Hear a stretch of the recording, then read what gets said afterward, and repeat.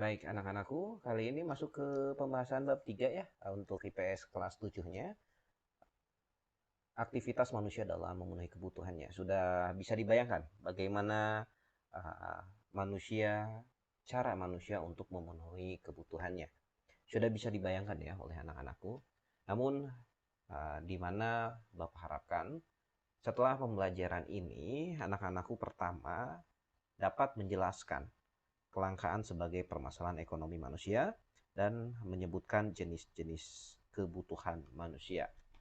Baik, perlu kalian ketahui anak-anakku, usaha manusia dalam memenuhi kebutuhannya sudah dimulai jauh sebelum tahun 2021 ini. Anggap ini manusia modern yang hidup di 2021 ini.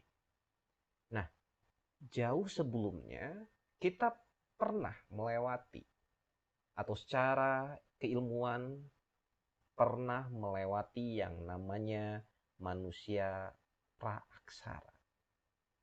Sebelum manusia modern, pernah ada kehidupan yang namanya manusia praaksara. Itu menurut secara keilmuan. Bagaimanakah pada saat itu manusia praaksara atau manusia purba memenuhi kebutuhannya dengan cara apa? Dengan cara berburu. Fase pertama mereka melakukan berburu. Lalu fase selanjutnya di mana manusia sudah mengenal tempat tinggal dengan cara bercocok tanam dan berternak. Ketika mereka sudah melakukan bercocok tanam dan berternak, untuk memenuhi kebutuhannya, mereka juga saling mengandalkan dengan cara barter. Contoh, manusia yang hidup di posisi daerah pesisir dan daerah tinggi, dataran tinggi, mereka saling membutuhkan. Seperti itu. Atau contoh kecil aja, barter itu kan penukaran ya artinya. Ketika kita ingin pisang, sedangkan ladang manusia A atau kelompok A itu dia punya kebun pisang. Lalu kelompok B, manusia yang hidup di kelompok B atau warga B, dia lebih kepada pertaniannya. Untuk mendapatkan pisang, maka mereka barter. Dan seperti itu barter. Seiring dengan kemajuan dan kebutuhan serta kecerdasan manusia semakin berkembang, maka manusia membutuhkan kebutuhan yang sangat tinggi.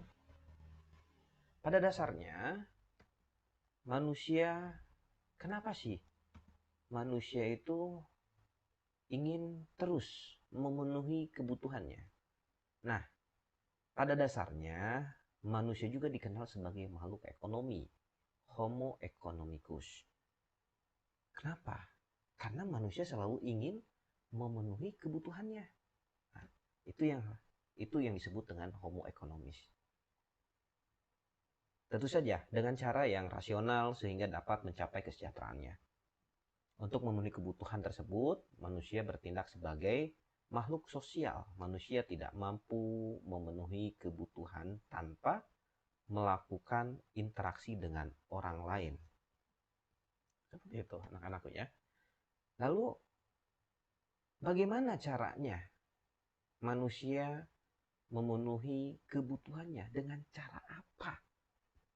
Coba bayangkan anak-anakku. Kalian ingin sesuatu. Caranya bagaimana untuk memiliki barang sesuatu? Caranya dengan interaksi anak-anakku. Bisa dibayangkan oleh kalian. Coba bayangkan kalian berada di rumah tanpa interaksi. Sedangkan kalian perlu makan. Diam saja di rumah tanpa ada interaksi. Bisa tidak? Tidak bisa. Mungkin ada yang nyeleneh atau bukan nyeleneh. Atau ada yang berkata, bisa Pak. Saya di rumah aja bisa datang makanan. dengan cara sosial media. Itu namanya interaksi. Masih kategori interaksi itu kita berhubungan, baik secara langsung maupun secara media. Seperti itu anak-anak. Ya. Jadi sudah jelas ya, ketika ingin memenuhi kebutuhannya maka diperlukan interaksi. Nah, pengertian interaksi di sini adalah hubungan-hubungan sosial yang dinamis, baik yang menyangkut hubungan antara individu dan individu, antara individu dan kelompok maupun antar kelompok dengan kelompok. Seperti itu. Nah, agar manusia dapat menjalankan fungsinya sebagai makhluk ekonomi dan makhluk sosial, maka dalam kegiatannya perlu mematuhi aturan-aturan dan norma-norma tertentu.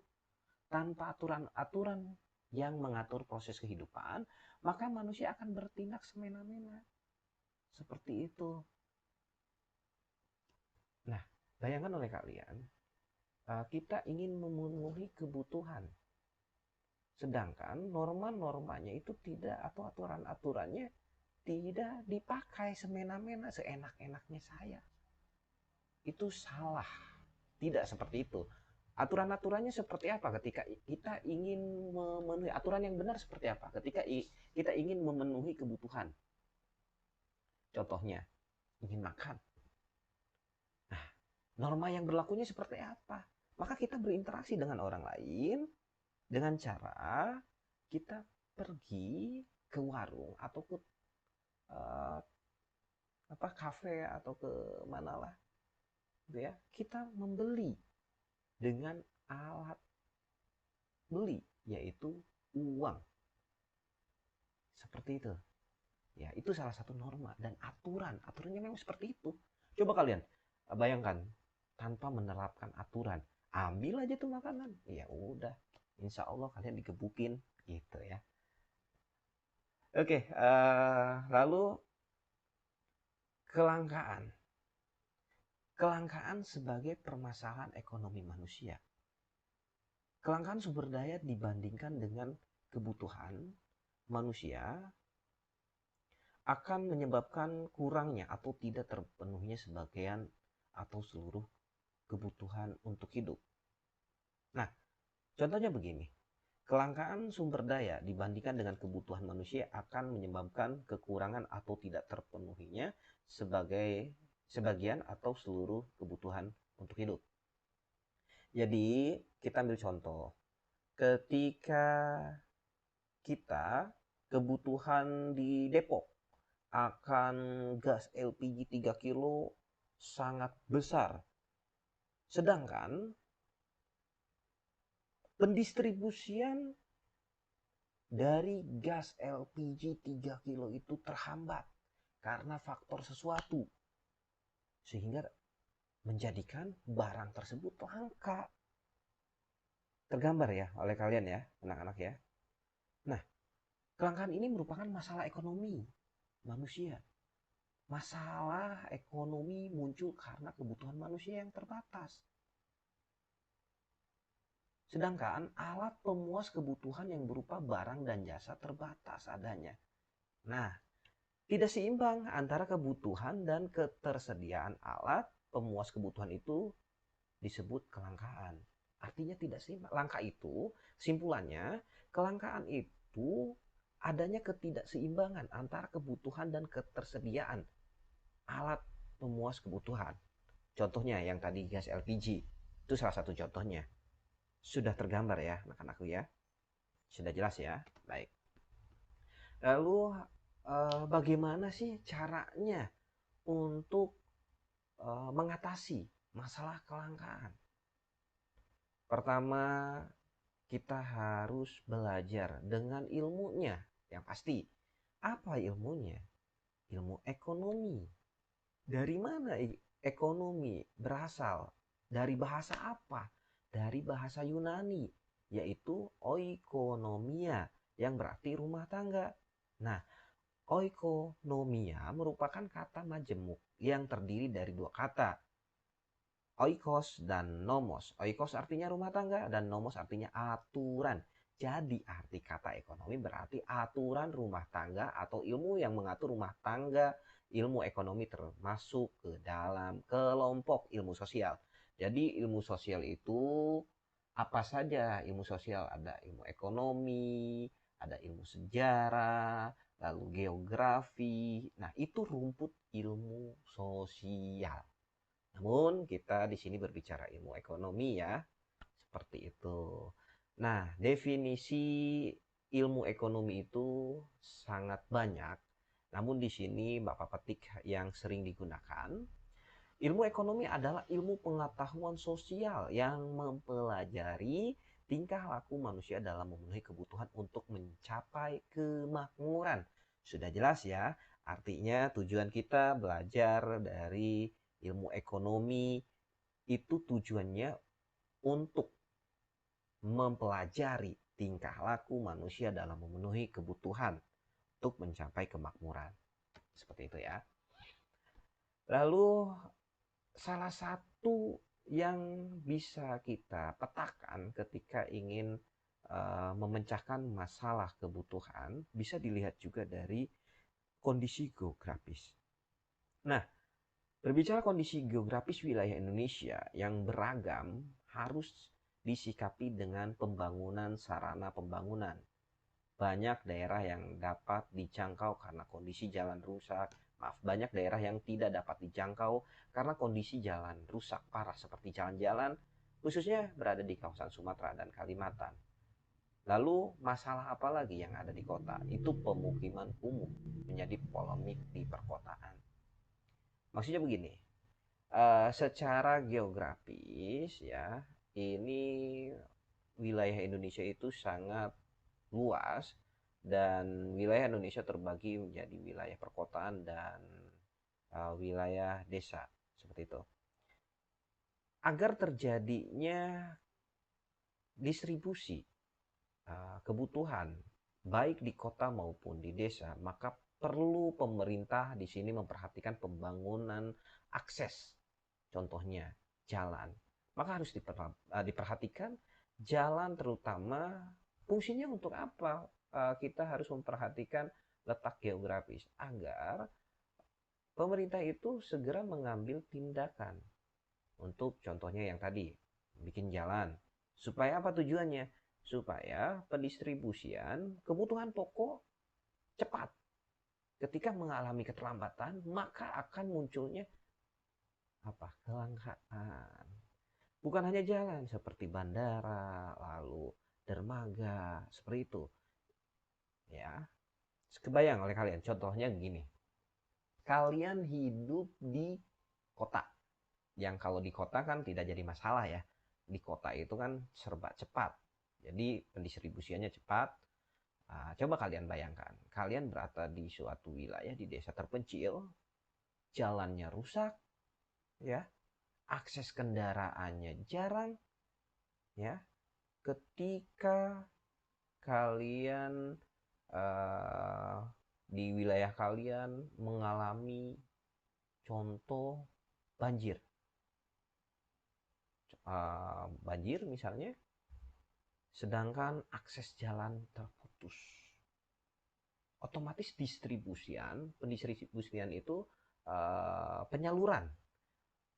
Jadi penyaluran kebutuhan pokok otomatis akan terhambat. Maka muncullah langka. Ya, kebayang ya, seperti itu anak-anakku. Nah, di sini ada macam-macam kebutuhan menurut intensitas atau tingkatannya. Jadi ada 3 macam seperti itu, seperti kebutuhan apa saja, primer, kebutuhan sekunder, dan kebutuhan tersier.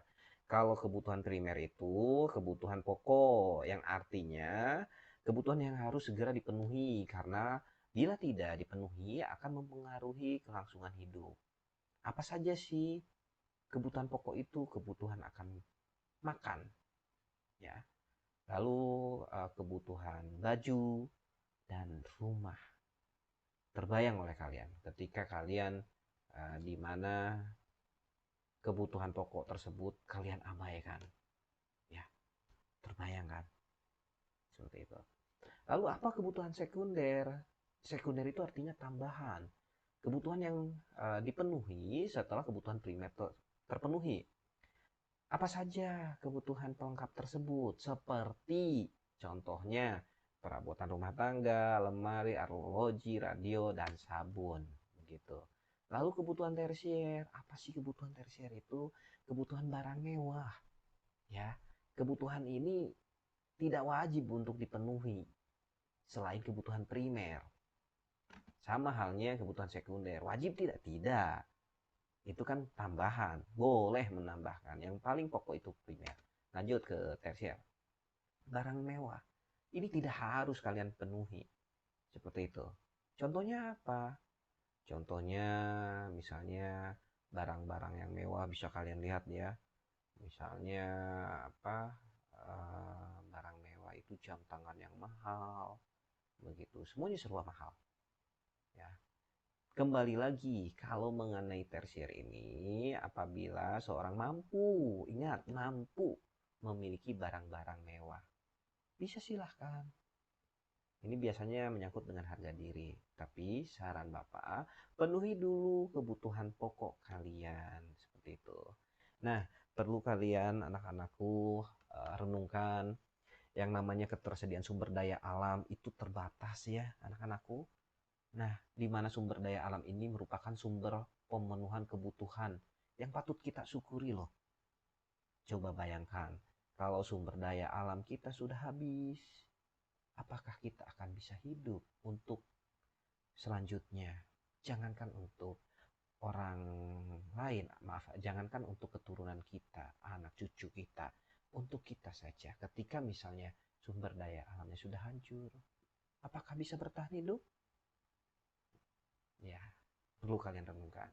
Nah, kebutuhan yang semakin bertambah, sebaiknya kita mampu mengatur kebutuhan agar persediaan sumber daya alam kita bisa lestari. Coba kalian kalau boros-boros air, sedangkan hutan kalian tebang, kalian tidak sayang ke pohon, kalian rusak ditanam, di taman, pohon di taman kalian rusak, kalian hancurkan, bayangkan. Jangan. Sayangilah alam, lestarikanlah. Nah, sebagai makhluk yang mensyukuri anugerah dari Tuhan, dari Allah yang Maha Esa, seyogyanya memanfaatkan sumber daya alam tersebut secara bijaksana dan menjaga kelestariannya. Ya, mulai dari sekarang. Contoh kecil, buang sampah sembarangan di kali. Nah, lalu apa efeknya? Airnya bakalan tercemar. Lalu banjir. Ya, seperti itu. Lalu boros pakai airnya. Ya, tanam aja. Coba sekarang kalian mulai menanam satu pohon saja di depan rumah. Mau pohon jambu, mangga, silahkan. Coba. Ya, itu salah satu untuk melestarikan. Jangan berbicara dulu 1000 pohon kalian tanamin. Satu dulu aja terapkan. Ya. Lalu ada tugasnya kalian silahkan bikin kelompok, ambil 5 orang. Mulai berurut ya, dari kelompok 1 itu absen nomor 1 sampai dengan 5. Lalu kelompok 2 itu nomor 6, absen nomor 6 sampai dengan 10, dan seterusnya mengikuti ya.